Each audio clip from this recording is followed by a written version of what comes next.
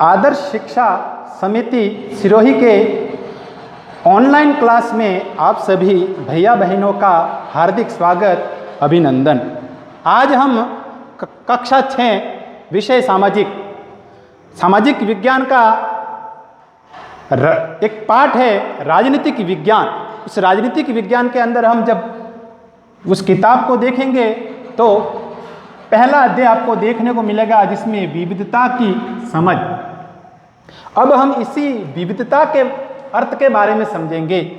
विविधता का अर्थ है भिन्नता या अलग अलग तरह की चीजें। जैसे भारत एक विविधतावादी समाज या राष्ट्र है, अर्थात यहाँ विभिन्न प्रकार की बोलियां, भाषाओं, सभ्यताओं, धर्म और जातियां मिलती है। यहाँ तक कि भारत की प्राकृतिक विविधता भी यहाँ पर हम देखने को मिलती है। अब हम इसी विविधता के प्रमुख कारण इसके बारे में हम जानकारी प्राप्त करेंगे। तो भारत की जो भौगोलिक संरचना है अर्थात प्रांत के आधार पर, उसमें भी आपको विविधता देखने को मिलेगी।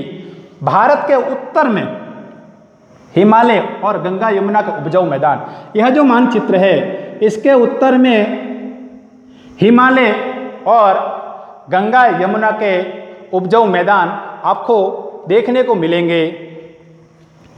अब हम दक्षिण की ओर आएंगे तो इस क्षेत्र के अंदर, इसके दक्षिण के नीचे हिंद महासागर, इसके समुद्र किनारे जो प्रांत है जैसे केरल, तमिलनाडु, उड़ीसा, कर्नाटका, यह दक्षिण क्षेत्र के राज्य है। यहाँ की संस्कृति, यहाँ की सभ्यता बिल्कुल अलग देखने को मिलती है। अब हम पश्चिम की ओर आएंगे तो यहाँ पर आपको रेगिस्तान देखने को मिलेगा। जैसे जैसलमेर, बाड़मेर, यह अधिकांश क्षेत्र है वह रेगिस्तान से घिरा हुआ है, गर्म प्रदेश है। अब हम पूर्व की ओर जाएंगे तो यहाँ पर आपको घना जंगल देखने को मिलेगा जिसको पूर्वांचल कहते हैं। जैसे असम, अरुणाचल प्रदेश, मिजोरम, नागालैंड, यह जो प्रांत है यह पूर्वांचलीय प्रांत है, यहाँ पर आपको घना जंगल देखने को मिलेगा। अब हम मध्य भारत की ओर आएंगे। इस मध्य भारत के अंदर तब आपको यहाँ पर पठार देखने को मिलेंगे। अब हम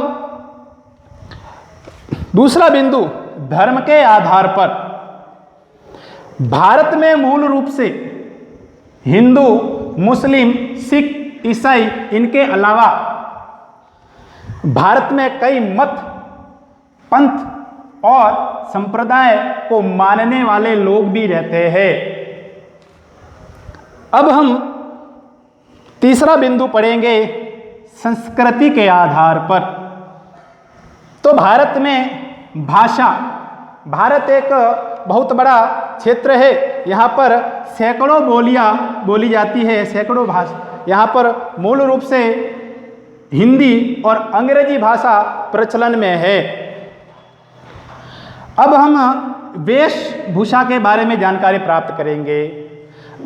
तो जब आप राजस्थान को देखते हैं, अपने राजस्थान में, तो यहाँ पर लोग धोती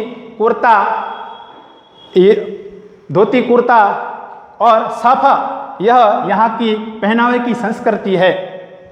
और अब पूर्वांचल जाएंगे तो पूर्वांचल में वहाँ के कपड़े पहनने की जो संस्कृति है, जो सभ्यता है वो अलग है। उत्तर में अलग है, दक्षिण में अलग है। और मध्य भारत में आप जब महाराष्ट्र को देखेंगे तो वहाँ की जो महिलाएं हैं वह किस प्रकार का वस्त्र पहनती है। यह हो गई वेशभूषा की बात। अब चलते हैं खान पान की बात। अब हम गुजरात की बात करते हैं तो गुजरात का जो खान पान है, वहाँ पर खमन और ढोकला, यह वहाँ का प्रसिद्ध व्यंजन है। आप जब बिहार जाएंगे तब बिहार में आपको लिट्टी चोखा खाने को मिलेगा। अब हम अपने राजस्थान की ओर आते हैं तो यहाँ पर दाल बाटी और चूरमा।